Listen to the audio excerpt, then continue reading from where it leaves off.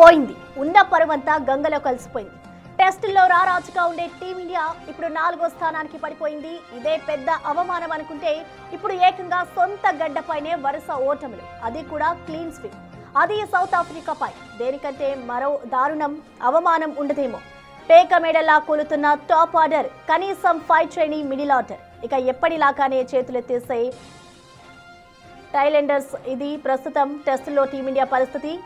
అంతో ఇంతో ఫైట్ ఇస్తారనుకుంటే కీలక సమయాల్లో చేతులెత్తేసే బౌలర్లు. ఇక స్పిన్నర్ల గురించి ఎంత తక్కువ చెప్పుకుంటే అంత బెటర్. మొత్తానికి సొంత గడ్డపై టీమిండియా ఘోర ఓటమిని చవిచూసింది. సౌత్ ఆఫ్రికాతో జరిగిన టెస్ట్ సిరీస్ 2-0 తేడాతో చేజార్చుకుంది.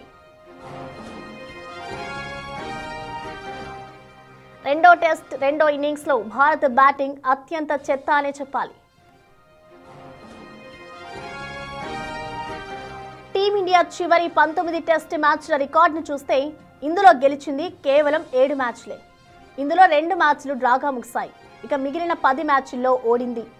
ఎప్పుడైతే సొంత గడ్డపై న్యూజిలాండ్తో జరిగిన టెస్ట్ సిరీస్తో మన డౌన్ ఫాల్ ప్రారంభమైందో గడిచిన 36 ఏళ్లలో ఎప్పుడూ కివీస్ దక్కలేదు. కానీ 2024లో తొలిసారి భారత్ను మన గడ్డపైనే ఓడించారు. అంతేకాదు 46 రన్స్కే ఆల్అవుట్ అయ్యి తొలిసారి అతి చెత్త రికార్డును కూడా సృష్టించింది. 3-0 తేడాతో ఆ సిరీస్ను క్లీన్ స్వీప్ చేసింది కివీస్. ఆ తర్వాత బోర్డర్ గవాస్కర్ ట్రోఫీని 1-3 తేడాతో సమర్పించుకున్నాం. ఇక ఆ తర్వాత ఇప్పుడు సఫారీల చేతిలో మరో ఓటమి చవిచూశారు. సఫారీల చేతిలో 2-0తో వైట్ వాష్ అవడం 2000 సంవత్సరం తర్వాత ఇదే తొలిసారి.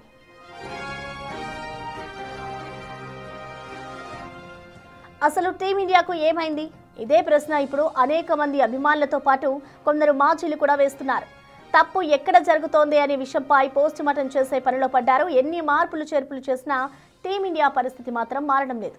ఒకప్పుడు స్పిన్ను ఎదుర్కోవడంలో ఆరితేరిన వారిగా ఉండే టీం ఇండియా ప్లేయర్లు ఇప్పుడు అదే స్పిన్ మాయాజలానికి చిక్కి విలవిలలాడుతున్నారు.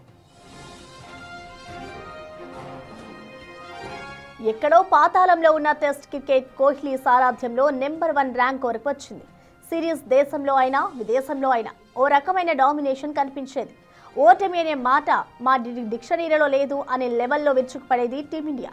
కానీ కోహ్లీని సారథిగా తప్పించడం, ఆ తర్వాత రోహిత్, పుజారా, అశ్విన్ లాంటి దిగ్గజాలు లేని లోటు ఇప్పుడు క్లియర్ కట్గా కనిపిస్తోంది. దీనికి తోడు గంభీర్ కోచింగ్ సామర్థ్యంపై కూడా అనేక విమర్శలు మొదలయ్యాయి. అంతేకాదు బీసీసీఐ తీరుపై కూడా అనేక విమర్శలు వస్తున్నాయి.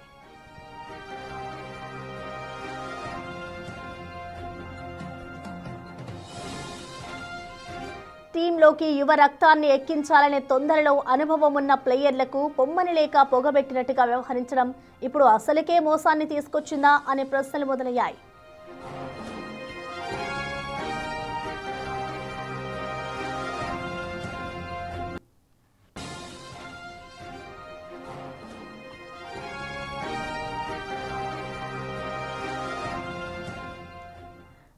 దీనిపై స్పందించేందుకు మనకు స్పోర్ట్స్ అనలిస్ట్ రాకేష్ గారు మనకి అందుబాటులో ఉన్నారు. నమస్తే అండి.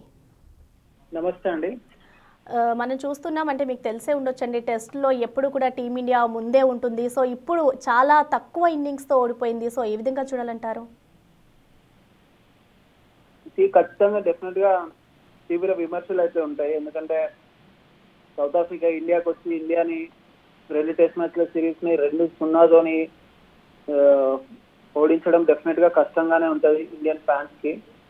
ఇక్కడ ఆలోచించాల్సిన అంశాలు చాలా ఉన్నాయి. మనకు ముందుగా గంభీర్ కోచ్ గా పనికొస్తాడా రాడా అనే క్వశ్చన్ రేజ్ అవుతుంది. కాకపోతే తను రీసెంట్ గా ఏషియా కప్ చూసినాం, దాని ముందు ఛాంపియన్స్ ట్రోఫీ చూసినాం. వైట్ బాల్ ఫార్మాట్ లో అదొక డిఫరెంట్ స్టోరీ ఉంది. టెస్ట్ మ్యాచ్ క్రికెట్ కి వచ్చే వరకు చాలా డిఫరెంట్ గా ఉంది. ఎందుకంటే క్రితం వరల్డ్ టెస్ట్ ఛాంపియన్షిప్ సైకిల్లో న్యూజిలాండ్ ని ఓడించలేకపోయింది. న్యూజిలాండ్ ఇండియాకి వచ్చి 3-0తో గెలిచింది. దాని ద్వారా India world test championship final కి క్వాలిఫై అవ్వలేకపోయింది. ఆ తర్వాత రీసెంట్ గా జరిగిన బార్డర్ గవాస్కర్ ట్రోఫీలో అక్కడ కొంచెం ఇబ్బందిగానే మారింది ఇండియాకి. ఆ తర్వాత ఇండియా ఇంగ్లాండ్కి వెళ్ళినప్పుడు అక్కడ కష్టంగానే సిరీస్ ని డ్రా చేసుకోగలిగారు. అది కూడా లాస్ట్ టెస్ట్ మ్యాచ్ లో లాస్ట్ లో జరిగిన అద్భుతమైన సంఘటనలు, మొహమ్మద్ సిరాజ్ వికెట్ తీసుకోవడం, డే 5 లాస్ట్ టెస్ట్ మ్యాచ్. ఇవన్నీ చూస్తే టెస్ట్ క్రికెట్ లో ఇండియా డెఫినెట్ గా సౌత్ ఆఫ్రికా లాంటి టీం కావచ్చు, ఆస్ట్రేలియా టీం కావచ్చు, న్యూజిలాండ్ కావచ్చు, వీళ్ళకంటే డెఫినెట్ గా వెనుకబడి ఉంది అని చెప్పడానికి ఇప్పుడు సౌత్ ఆఫ్రికాతో ఓడిపోవడమే ఒక ఎగ్జాంపుల్ గా నిలుస్తుంది. అంటే రాకేష్ గారు ప్రధానంగా చూసుకుంటే ఎవ్రీ టైమ్ ఇటు కోచ్లని చేంజ్ చేస్తూ ఉంటారు. సో ఇప్పుడు గౌతమ్ గంభీర్ని కూడా నియమించిన తర్వాత ఆయనపై కూడా విమర్శలు వస్తున్నాయి. అండ్ మరొక వైపు చూసుకుంటే బీసీసీఐ మీద కూడా విమర్శలు వస్తున్నాయి. కాబట్టి ఏ విధంగా చూడాలంటారు? ఖచ్చితంగా కోచ్ గంభీర్ మీద డెఫినెట్ గా విమర్శలు వస్తాయి. ఎందుకంటే తను తీసుకునే నిర్ణయాలు కావచ్చు, ఏ ప్లేయర్ ఏ ఆర్డర్ లో ఆడుతున్నాడు, ఏ ప్లేయర్ ని ఎందుకు ఇంక్లూడ్ చేస్తున్నారు, అసలు కండిషన్స్ కి తగ్గట్టుగా ప్లేయర్స్ ని సెలెక్ట్ చేయట్లేదు ప్లేయింగ్ 11 లో అనే విమర్శలు చాలా ఉన్నాయి. బట్ తనకంటూ ఒక డిఫరెంట్ అప్రోచ్ తో వెళ్తున్నాడు. ఇప్పటికీ గంభీర్ కోచ్ గా ఇండియాకి నియమించబడి ఆల్మోస్ట్ క్లోజ్ టు 2 years అవుతుంది. ఎందుకంటే ఎప్పుడైనా స్టార్టింగ్ లో ఏంటంటే టైం ఇవ్వాలి, టైం ఇచ్చిన తర్వాత మనం విమర్శించవచ్చు, టైం ఇచ్చిన తర్వాత క్వశ్చన్ చేయొచ్చు అనే క్వశ్చన్స్ వస్తుంటాయి. బట్ ఇప్పుడు I think it's big time. Gambhir ఖచ్చితంగా ఈ సిరీస్ లో ఇండియా ఓటమికి తన వంతు పాత్ర కూడా డెఫినెట్ గా తను ఎందుకు ఇండియా ఓడిపోయింది, ఎక్కడ మిస్టేక్ జరిగింది, దేని వల్ల ఓడిపోవాల్సి వచ్చింది, తన నుంచి ఏమైనా రెక్టిఫై చేసుకోవాల్సిన యాజ్ ఏ కోచ్ ప్లేయర్స్ విషయంలో కావచ్చు. తన మీద ఉన్న ఒక విమర్శ ఏంటంటే మొండిగా వెళ్తూ ఉంటాడు, ఎవరు చెప్పినా వినడు అనే ఒక అది కూడా ఉంది. సో ఇవన్నీ డెఫినెట్ గా గంభీర్ ని ఇబ్బందికర పరిస్థితుల్లోకి నెడతాయి. మరి బీసీసీఐ ఎలాంటి నిర్ణయం తీసుకుంటుందో చూడాలి. డెఫినెట్ గా ఇది ఒక చర్చనీయాంశంగా మారుతుంది ఖచ్చితంగా ఇండియన్ క్రికెట్ సర్కిల్లో. ఎస్, అంటే రాకేష్ గారు ఇక్కడ ఇంకొకటి కూడా వినిపిస్తోంది. అంటే యంగర్స్ని క్రికెట్ టీంలోకి తీసుకుంటే కొంచెం బాగుంటుంది అన్న కోణంలో కూడా ఉన్నారు అన్న విమర్శలు కూడా వస్తున్నాయి. అండ్ ఇంకొకటి ఏంటంటే సీనియర్ ప్లేయర్స్ని కావాలనే దూరం చేస్తున్నారంటూ కూడా అంటున్నారు. సో మీరేం చెప్తారండి దీనికి సంబంధించి? ఇది మనకు విరాట్ కోహ్లీ, రోహిత్ శర్మ, రవిచంద్రన్ అశ్విన్, చేతేశ్వర్ పుజారా, అజింక్య రహానే వీళ్ళు ఉన్నప్పుడు ఒక స్ట్రాంగ్ టీం ఉండే. బట్ ఎప్పుడైతే వీళ్ళందరూ కూడా విత్ ఇన్ షార్ట్ స్పాన్ లో టీమిండియాకి దూరం కావడం, దానికి అనేక కారణాలు ఉన్నాయి. మీరు అన్నట్టు సీనియర్ ప్లేయర్స్ ని పక్కన పెట్టడమా, లేదంటే జూనియర్ ప్లేయర్స్ కి ఛాన్స్ ఇవ్వడమా, ఇవన్నీ కూడా చర్చనీయాంశంగా మారే అంశాలే. బట్ వీళ్ళందరూ లేకపోవడం ఖచ్చితంగా టెస్ట్ ఫార్మాట్ లో, ఎందుకంటే టెస్ట్ క్రికెట్ లో మీకు ఎక్స్పీరియన్స్ ప్లేయర్స్ చాలా అవసరం. సో ఎక్స్పీరియన్స్ ప్లేయర్స్ లేని లోటు ఖచ్చితంగా కనిపిస్తుంది. డెఫినెట్ గా వాళ్ళు లేకపోవడం ఖచ్చితంగా ఇండియాకి ఇబ్బందికరంగానే మారింది.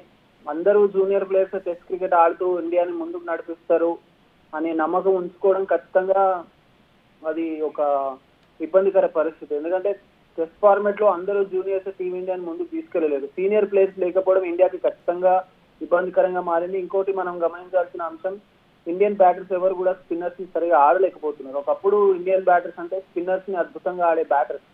మరి ఇప్పుడు చూస్తే ఫారెన్ నుంచి వచ్చిన బ్యాటర్స్ ఇండియాలో అద్భుతంగా ఆడుతున్నారు స్పిన్నర్స్ ని. సో ఇది కూడా ఇండియా ఆలోచించాల్సిన అంశం, రెక్టిఫై చేసుకోవాల్సిన అంశం. ఓకే, థ్యాంక్ యూ రాకేష్ గారు.